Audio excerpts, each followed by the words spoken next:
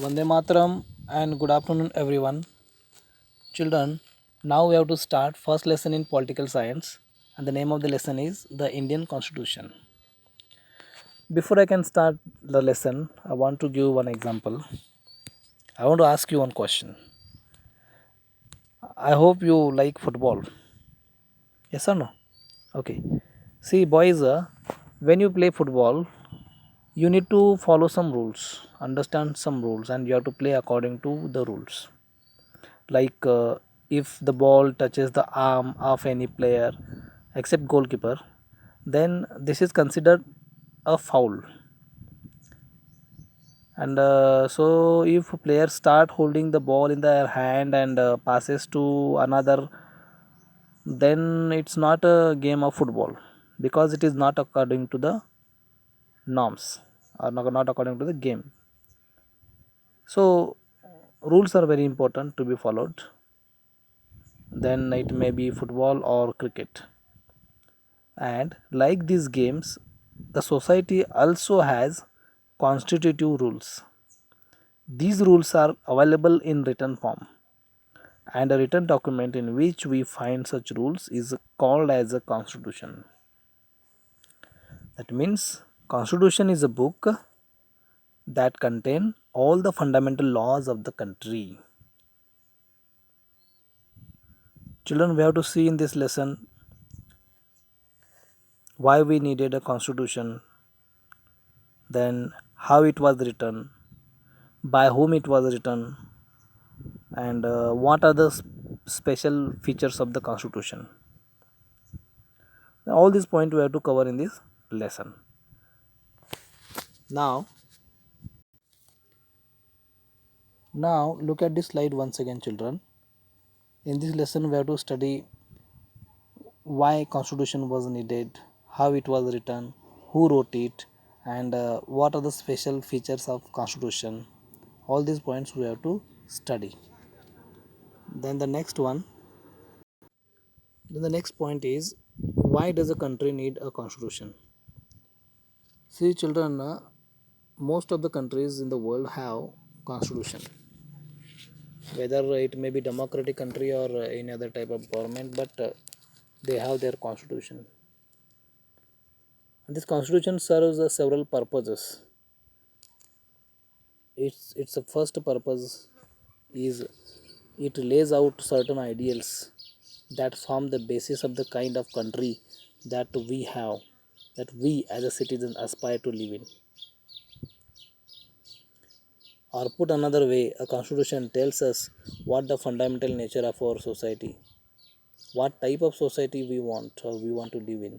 That all we can see in the constitution. Our society members have to lead their life according to the rules that are explained in the constitution. A country is usually made up of different communities. We know that. Take example India. India is a multi-religious country, multilingual, multicultural, but all the people from different communities, they follow all the rules of our country. So we are bind together by just one document, that is what constitution. This is what the importance of constitution.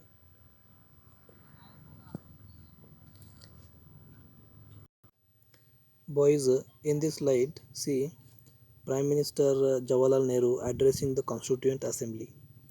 This Constituent Assembly was first demanded by Congress in the year 1934 and it was formed in the year 1946. Members of the Constituent Assembly, they worked very hard. There were several committees under Constituent Assembly. Each one of the committee, just like drafting committee, they had their chairperson, and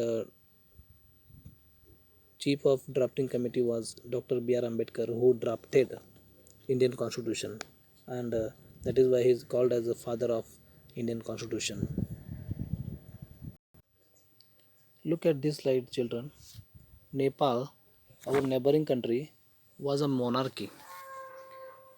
It established democracy in the year 1990, and then after 12 years, King Gyanendra, he took all the authority in the hand once again.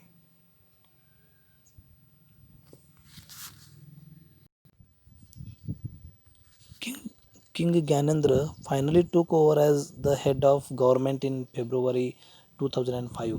But to the very next year, that is 2006, people's movement for democracy began, and it gained a lot of immense importance.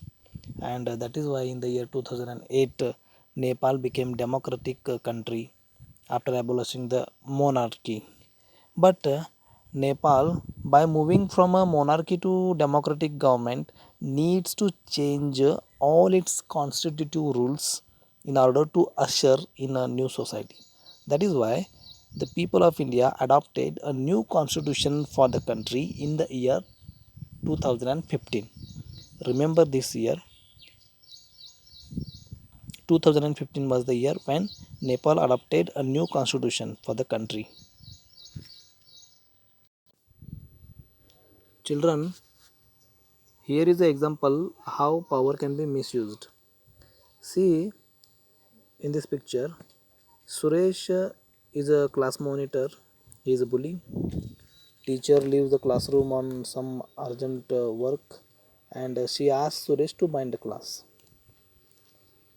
And Suresh, when teacher comes back, he gives wrong report, or he reports wrongly about one boy whose name is Anil and who was sitting quietly, and he was not talking to his friends.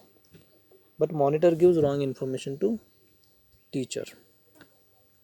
Maybe Anil, uh, maybe Anil was his enemy, or maybe any other reason, but class monitor gives wrong information about one boy. So in this way, in the system also, power can be misused. See in this picture, there is a verbal fight in between boys and girls. Boys wanted to play cricket on the ground, and girls wants to play basketball. And then teacher decides to settle this problem with the show of hands. And as the number of boys were more, boys won that. Then girls complained to the teacher and says that, or says or told her to think of another way to make right decision, so that girls or their wishes also can be heard, and justice can be given to both boys and girls equally. So like these examples are also can be seen in our system. See once again these two examples. Suresh, class monitor, is a bully and wanted to punish Akhil, who is innocent, but he was punished because teacher believed in the saying of class monitor. The second example we saw, majority class of the boys dominated the minority girls. So this can be happened in the society.